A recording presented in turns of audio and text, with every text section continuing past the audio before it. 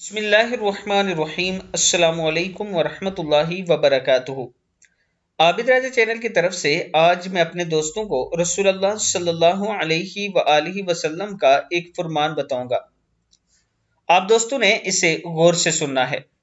رسول اللہ صلی اللہ علیہ وآلہ وسلم نے ارشاد فرمایا، کامیاب ہو گیا وہ شخص جو اسلام لایا، جسے باقدر ضرورت رزق ملا اور اللہ نے جسے اس رزق پر قناعت کرنا سکھا دیا۔ صحیح مسلم کی حدیث ہے۔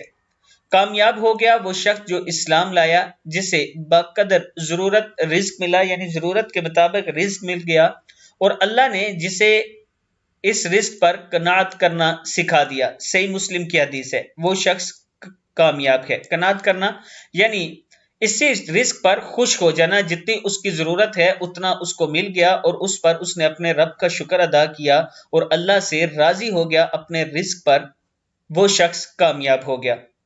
میں اپنے دوستوں سے گزارش کروں گا کہ اللہ تعالیٰ کا ہر ٹائم شکر ادا کیا کریں اور توبہ استغفار کرتے رہا کریں۔ السلام علیکم ورحمۃ اللہ وبرکاتہ۔